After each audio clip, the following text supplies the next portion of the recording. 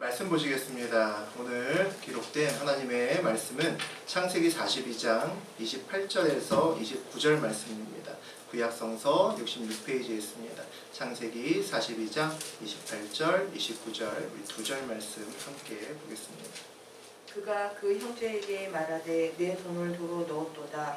보라 자루 속에 있도다. 이에 그들이 혼이 나서 떨며 서로 돌아보며 말하되 하나님이 어찌하여 이런 일을 우리에게 행하셨는지인가 하고 My silver has been returned, he said to his brothers. Here it is in my sack. Their hearts sank and they turned to each other, trembling, and said, What is this that God has done to us? 그들이 가나안 땅에 돌아와 그들의 아버지 야곱에게 이르러 그들이 당한 일을 자세히 알리어 아뢰되 When they came to their father Jacob in the land of Canaan, they told him all that had happened to them. They said, 하나님 말씀입니다. 아멘. 네, 우리 창세기 42장 28절, 29절 우리 두 절 살펴봤습니다. 우리 그 내용 가지고 그리스도의 향기를 내며 사는 삶, 그리스도의 향기를 내며 사는 삶이라는 제목으로 함께 은혜 나누겠습니다. 요셉의 10명의 형들이 양식을 구하러 애굽으로 갔죠. 애굽에서 요셉을 만났습니다. 근데 아무도 알아보지 못하죠. 요셉만 형들을 알아봅니다. 애굽 총리가 된 요셉은 10명의 형들에게 정탐꾼이다 라고 이렇게 누명을 씌워버리죠. 그리고 3일 동안 감옥에도 가둡니다. 요셉은 둘째 형 시므온을 감옥에 가두고 그리고 나머지 9명의 형들만 고향으로 돌려보냅니다. 그리고 막내 동생이죠. 베냐민을 데려오라고 그렇게 명령합니다. 그래야 모두를 다 풀어주겠다라고 이야기를 하죠. 요셉이 히브리 말을 알아들을 수 있다라고 전혀 생각지 못했던 요셉의 형들은 이 말도 안 되는 정말 누명과 억울한 상황을 겪으면서 그런 얘기를 합니다.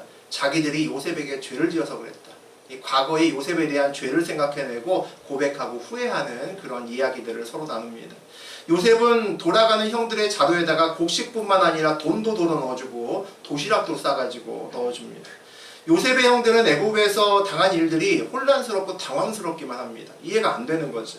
어쩌면 요셉은 자기를 판 형들이 지난 20년 동안 어떻게 변했는지 형들을 좀 테스트해야겠다라는 생각을 하고 있는 것 같습니다. 그들이 과거에 자기를 팔았던 것처럼 이번에도 또 마지막 동생인 베냐민을 팔아먹을 건지 또 버릴 것인지 그것을 알고 싶어 합니다. 오늘 그 뒤의 이야기를 함께 나누면서 은혜를 나누겠습니다.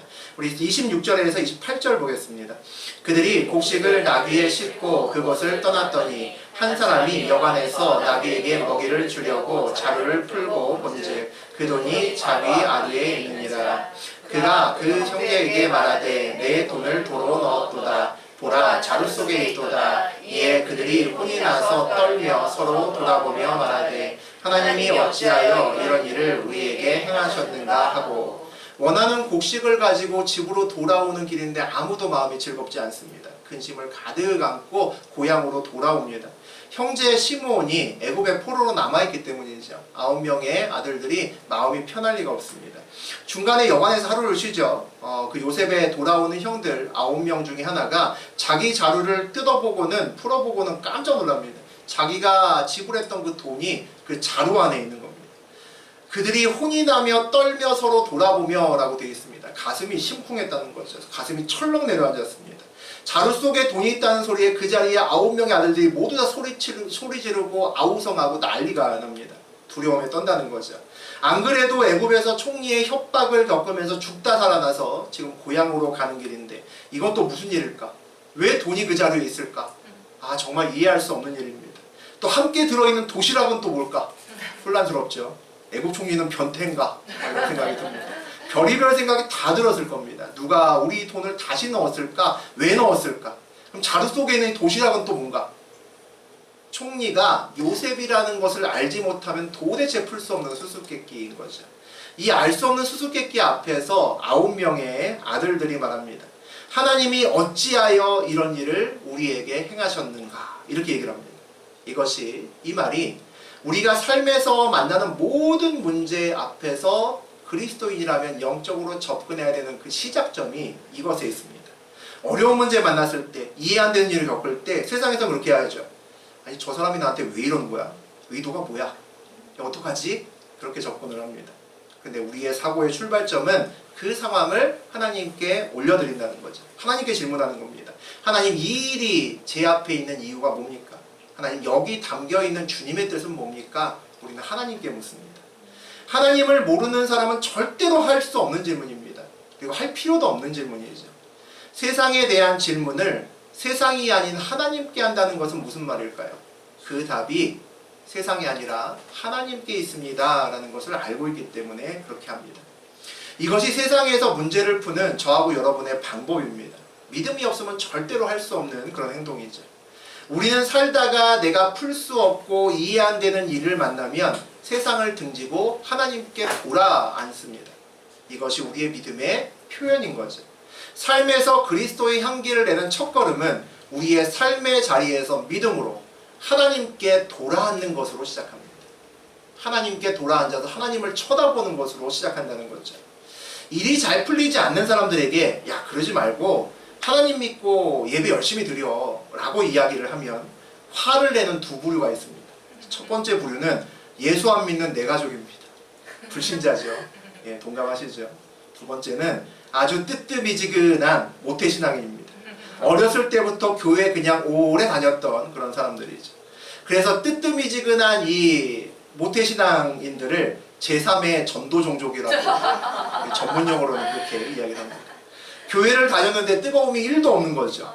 전도하기 정말 어려운 사람입니다. 그 사람들이 교회 안에 있습니다. 여러분 가정에도 있을 겁니다.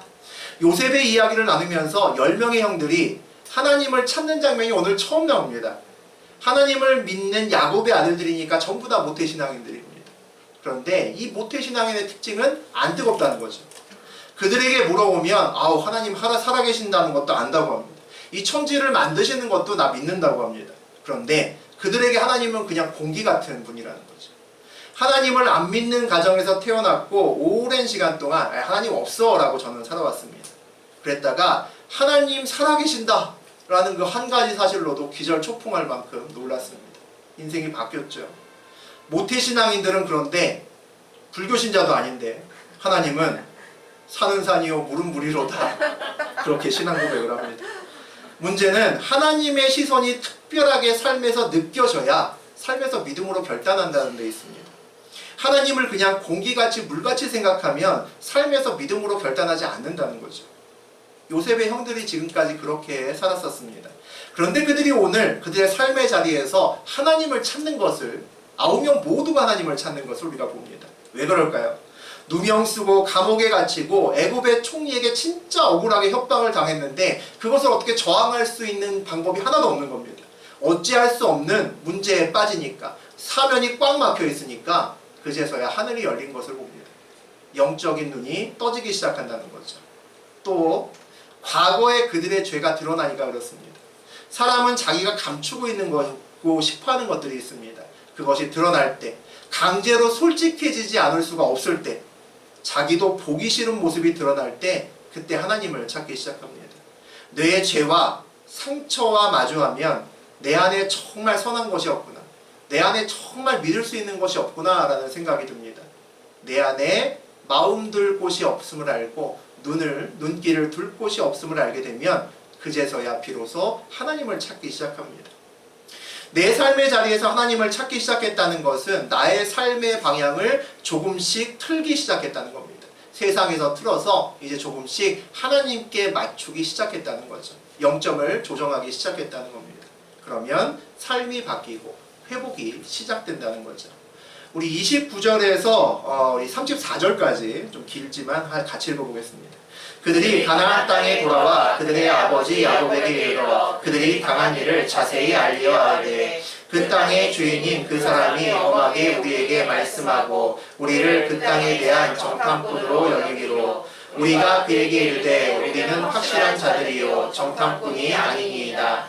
우리는 한 아버지의 아들 12 형제로서 하나는 없어지고 막내는 오늘 우리 아버지와 함께 가나안 땅에 있나이다 하였더니 그 땅의 주인인 그 사람이 우리에게 이르되 내가 이같이 하여 너희가 확실한 자들임을 알리니 너희 형제 중에 하나를 내게 두고 양식을 가지고 가서 너희 집안의 굶주림을 구하고 너희 막내 아우를 내게로 데려오라. 그러면 너희가 정탐꾼이 아니요 확실한 자들임을 내가 알고 너희 형제를 너희에게 돌리리니 너희가 이 나라에서 무역하리라 하더이다 하고.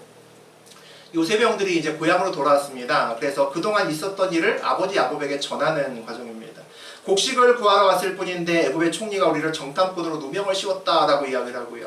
우리는 12명의 형제인데 하나는 잃었고 우리 막내는 아버지와 함께 있다라고 했는데 애굽 총리가 시므온을 감옥에 가두고 양식은 주는 대신에 가서 막내 데리고 오라는 겁니다. 막내를 데리고 와야 모두 다 풀어주겠다라는 말을 했다는 거죠. 그래서 이제 우리가 베냐민을 데려가서 총리에게 보여주고 시므온을 데려올 수밖에 없는 그런 어쩔 수 없는 상황에 놓였다라는 것을 이야기합니다. 여러분은 우리가 좀 길게 읽었는데 이 쭉 내용을 다시 한번 읽으면서 무슨 생각이 드십니까? 야, 지난 시간에 나누었던 내용을 정말 간단하게 요약을 잘했구나 라는 생각이 들죠. 정확하게 잘 전달했네 그런 생각이 들 겁니다. 그런데 요셉의 형들은 사실 이런 사람들이 아니었습니다. 어떻게 이야기를 하는 것이 유리할까를 늘 고민하고 사는 사람들이었습니다. 그래서 그 이익에 따라서 말을 바꾸고 달리하고 거짓말도 서슴지 않았던 그런 사람이었다는 거죠. 창세기 37장에서 우리 31절과 32절 보겠습니다. 그들이 요셉의 옷을 가져다가 순념소를 죽여 그 옷을 키에 적시고 그의 채색 옷을 보내어 그의 아버지에게로 가지고 가서 이르기를 우리가 이것을 발견하였으니 아버지 아들의 옷인가 보소서 하매. 미워했던 요셉을 미디안 상인들에게 팔아넘기고 와서 요셉의 채색 옷에 염소의 피를 슬쩍 묻히고 와서 아버지에게 얘기합니다. 아버지, 우연히 이 옷을 발견했는데 많이 본 듯한 옷인 것 같아서 갖고 왔습니다. 아버지가 혹시 아는 옷인지 한번 보세요. 이렇게 얘기를 했던 것이 이 9명의 요셉의 형들이었습니다. 그런데 이번에 애굽에서의 일은 꾸미지 않고 의도를 넣지 않고 정직하게 말한다는 거죠. 시므온을 잃어버렸는데요, 이렇게 하고 뚱치고 넘어가지 않습니다. 아버지 야곱은 베냐민에게 완전히 꽂혀있는 사람입니다. 야곱은 베냐민을 절대로 내놓지 않을 거다라는 것을 9명의 아들들이 누구보다 잘 압니다. 이렇게 정직하게 사실대로 다 얘기하면 절대로 야곱은 베냐민 내놓지 않습니다. 그런데도 아버지 베냐민 데려오면 곡식 더 많이 준대요. 거짓말하지 않습니다. 베냐민 데리고 며칠 좀 놀러 갔다 오겠습니다 라고 이야기하지 않습니다. 자기네들끼리 짜고 거짓말하면 베냐민은 얼마든지 몰래 데리고 나올 수 있을 겁니다. 그런데 그렇게 하지 않습니다. 오늘 뭐라고 얘기를 하냐면 그들이 당한 일을 자세히 알리어 아르데라고 시작합니다. 그런데 오늘은 당한 일을 자세히 야곱에게 알렸다라는 거죠. 이번에는 과거처럼 그렇게 거짓말하지 않았다는 겁니다. 이번엔 손해볼 줄 알면서도 거짓말하지 않고 정직을 선택했다는 것은 굉장히 놀라운 일이지 않을 수 없습니다. 삶에서 그리스도의 향기를 내고 이전과는 다른 삶을 살기로 결단한 사람들이 해야 되는 것이 뭘까요? 정직하고 성결하게 사는 겁니다. 손해볼 것을 알면서 거짓말하지 않는다는 거죠. 누군가 그렇게 사실대로 얘기하면 야곱이 절대로 베냐민 안 해줄 거야 라고 이야기를 해도 그럼에도 불구하고 정직하게 말하는 겁니다. 이건 정말 쉽지 않습니다.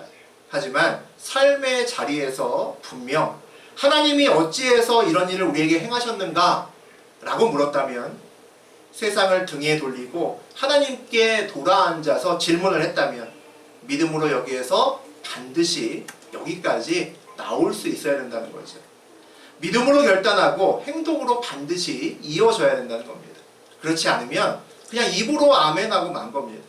그냥 잠깐 은혜 받고 눈물 흘리고 감동 받고 끝났다는 거죠.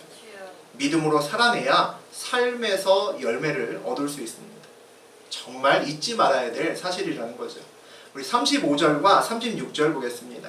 각기 자루를 쏟고 본즉 각 사람의 돈뭉치가 그 자루 속에 있는지라. 그들과 그들의 아버지가 돈뭉치를 보고 다 두려워하더니 그들의 아버지 야곱이 그들에게 이르되 너희가 나에게 내 자식을 잃게 하도다. 요셉도 없어졌고 시므온도 없어졌거늘 베냐민을 또 빼앗아 가고자 하니 이는 다 나를 해롭게 함이로다. 집에 와서 각자 메고 있는 그 곡식에 들어있는 자루를 다 쏟아부고는 모두 다 기절초풍합니다. 자루마다 돈이 다 있는 겁니다. 9명의 아들과 야곱조차도 다 두려움에 사로잡힙니다. 아, 이거 뭐지? 라고 생각한다는 거죠. 자루마다 곡식을 사기 위해 지불했던 돈이 모두 다 들어있다는 것은 돈이 들어있는 것이 우연이 아니라는 거죠. 실수가 아니라는 겁니다. 일부러 돈을 각각 전부 다 따로 넣어주었다는 거죠. 이유는 알지 못하지만 분명히 숨은 의도가 있고 누군가 우리를 해코지하고자 하는구나 라는 생각을 감출 수가 없다는 거죠. 너희가 나에게 내 자식들을 잃게 하도다 라고 이야기를 합니다. 아버지 야곱이 9명의 자식들에게 하는 굉장히 이상한 말입니다. 너희 때문에 내 자식들이 남아나지 않는구나 지금 이렇게 얘기를 합니다. 그럼 지금 듣고 있는 자식들은 전부 다 야곱의 자식이 아닐까? 아니잖아요. 야곱 앞에 있는 9명도 전부 다 야곱의 자식들인데 야곱의 이 말을 우리는 어떻게 받아들여야 될까요? 결론은 야곱은 시므온 하나 잃어도, 아니 이 앞에 있는 9명의 아들 다 잃어도 베냐민은 절대로 얘만은 안 된다라고 얘기하고 있는 겁니다. 야곱에게 진짜 아들은 요셉이고 베냐민이고 나머지들은 다 야곱의 아들이 아닌 것 같이 생각됩니다. 상처받은 사람의 전형적인 모습을 보여주는 것이 이 야곱입니다. 상처는 그 사람을 변하게 만드는데 야곱은 특히 상처가 굉장히 많은 상처투성이 사람입니다. 어려서부터 아버지 사랑에 굶주렸고 엄마의 사랑만 갈구하고 살아왔습니다. 쌍둥이인데 진짜 간발의 차이로 0.2초 차이로 늦게 태어났죠. 그래서 자기가 그렇게 갖고 싶었던 장자권을 갖지 못했습니다. 그거 얻으려다가 미움을 받고 눈밖에 나서 하란으로 먼 고향 땅과 멀리 떨어진 곳으로 낯선 땅으로 가서 고생만 하고 살아왔어야 됐습니다.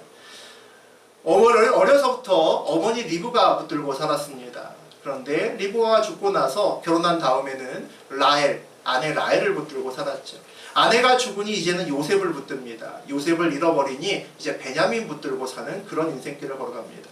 그러는 동안에 그렇게 야곱이 사는 동안에 에서가 상처를 받습니다.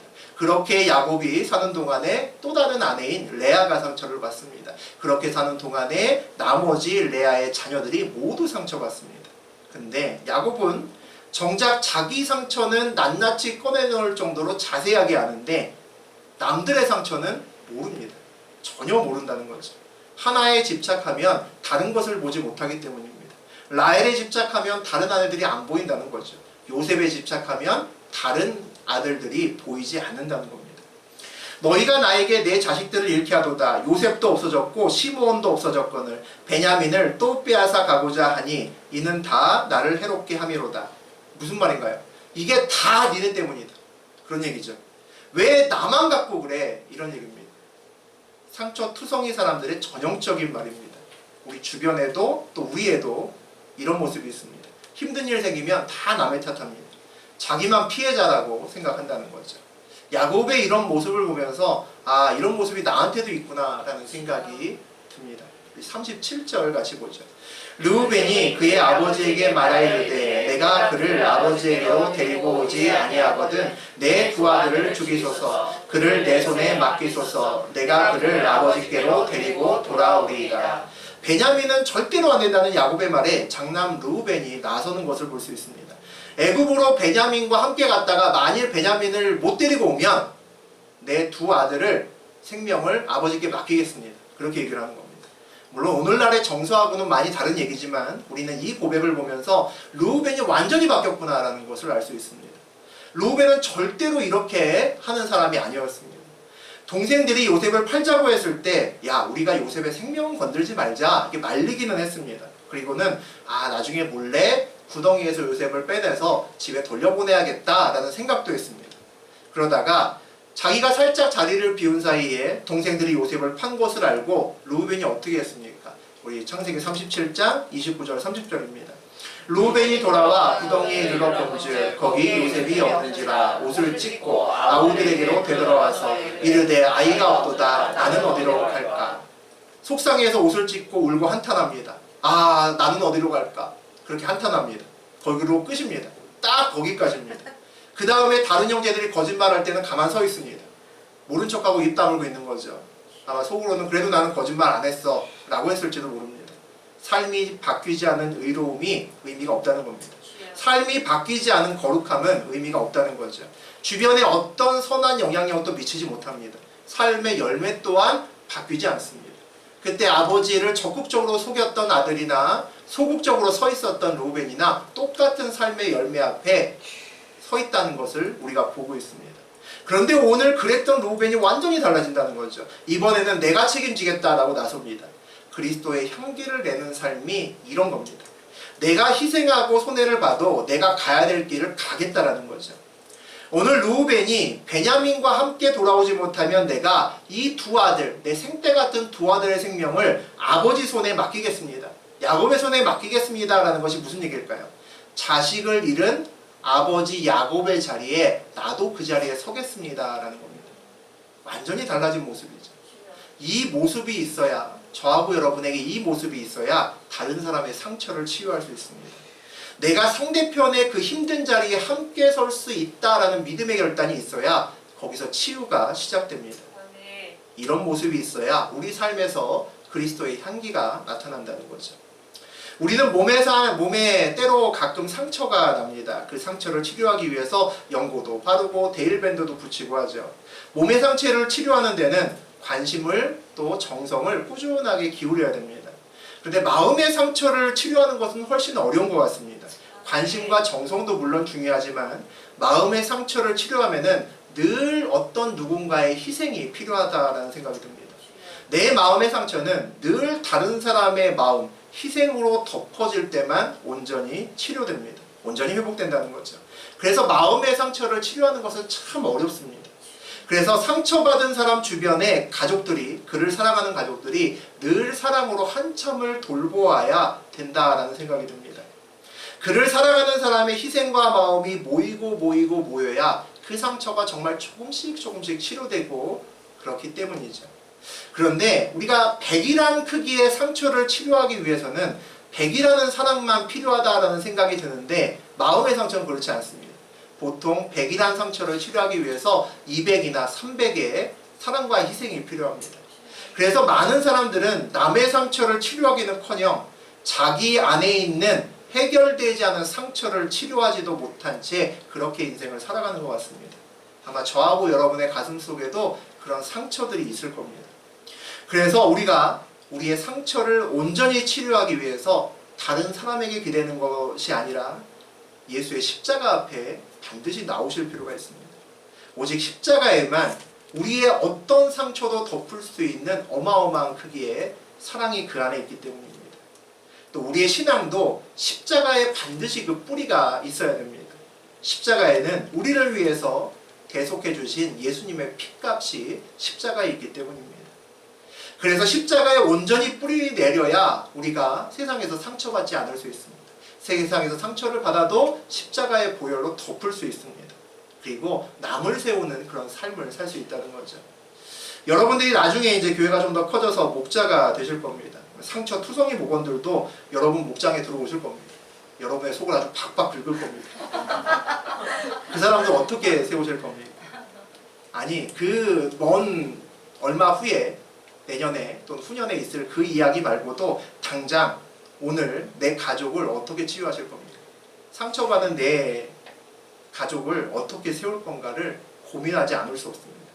내가 먼저 십자가의 사랑으로 치유되지 않으면, 내가 먼저 온전히 십자가 앞에 서지 않으면 삶에서 그리스도의 향기도 낼 수 없고 내 가족도 치유할 수 없고 온전히 세울 수 없습니다. 38절 같이 보겠습니다. 야곱이 이르되 내 아들은 너희와 함께 내려가지 못하리니 그의 형은 죽고 그만 남았습니다. 만일 너희가 가는 길에서 재난이 그에게 미치면 너희가 내 흰머리를 슬퍼하며 솔로 내려가게 함이 되리라. 내가 차라리 죽었으면 죽었지 베냐민 절대 안 돼. 아주 단호하죠. 내 눈에 흙이 들어가기 전에는 안 된다. 이렇게 야곱이 이야기를 합니다.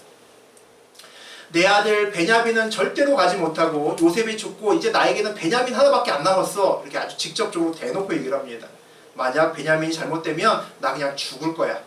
마지막에 그렇게 이야기를 하죠. 9명의 아들 앞에서 야곱이 이렇게 고백을 합니다. 9명의 아들의 가슴은 전혀 고려하지 않는다는 거죠.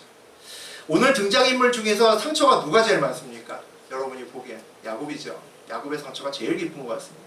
그리고 야곱만 아직 회복의 준비가 안 됐다라는 생각이 듭니다. 왜 야곱만 아직 준비가 되지 않았을까요? 그가 하나님 외에 붙들고 있는 것이 아직도 있기 때문입니다. 야곱은 늘 하나님과 함께 붙드는 또 다른 것이 있었습니다. 어머니 리브가가 있었고 아내 라헬이 있었고 또 요셉이 있었고 이제 베냐민을 붙듭니다. 하나가 사라지면 늘 다른 것을 어느새 붙들고 있는 것이 야곱입니다. 하나님 외에 다른 것을 붙들면 인생이 힘듭니다. 늘 불안합니다. 아, 내가 붙든 그거 놓칠까봐 노심초사한다는 거죠. 언제까지 힘들까요? 언제까지 힘들게 살아갈까요? 그거 놓을 때까지 힘들게 살아갑니다. 하나님의 훈련 중에 하나는, 대표적인 하나는 하나님 외에 붙들고 있는 것을 끊임없이 놓게 하십니다. 그 훈련을 저하고 여러분은 반드시 받아야 합니다. 야곱은 아직도 그 훈련이 끝나지 않은 것 같습니다. 그래서 그 나이 많은 야곱의 인생길이 지금도 여전히 힘들다라고 우리는 생각합니다. 그는 다 남들 때문에 내가 이렇게 됐다라고 생각하는데 그의 인생길을 쭉 보고 있는 우리는 야곱 때문에 그의 인생길이 계속 힘들다라는 생각이 듭니다. 그런데 신기하게 이 잡고 있는 것 놓으면 힘들지 않거든요. 요셉이 그렇습니다. 요셉이 마지막까지 붙들었던 것이 뭡니까? 제일 마지막에 붙들었던 것이 술 맡은 관원장입니다. 하나님은 술 맡은 관원장이 요셉을 아주 새까맣게 잊도록 만드셨습니다. 술 관원장이 요셉을 완전히 까맣게 잊은 후에 바로왕 앞에 선 요셉이 뭐라고 얘기합니까? 우리 다 알죠? 창세기 41장 16절에 내가 아니라 하나님이 바로에게 편안한 대답을 하실 겁니다. 그렇게 얘기합니다. 이 고백의 의미가 뭘까요? 술 관원장 내려놨다는 겁니다. 하나님 외에 다 버렸다는 겁니다. 이제 하나님만 붙들겠습니다 라고 바로왕에게 세상의 언어로 고백하는 장면입니다. 이 고백이 없었다면 저는 아마 요셉이 다른 과목으로 이전됐을 겁니다. 다른 과목으로 갔을 거란 얘기죠. 하나님이 내 삶의 주인입니다. 고백하는 것과 이 고백을 정말 붙들고 사는 것은 참 많이 다르다라는 생각이 듭니다. 제가 그리스도의 향기를 내면서 살겠습니다. 입술로 고백하는 것도 사실 쉽지 않죠. 근데 그 고백대로 사는 것은 정말 어렵습니다. 야곱을 보면서, 요셉을 보면서 하나님이 야 내가 붙들고 있는 거 하나하나 다 빼앗는구나 라고 생각하시는 분이 있을지 모르겠는데 별로 좋은 생각은 아닌 것 같습니다.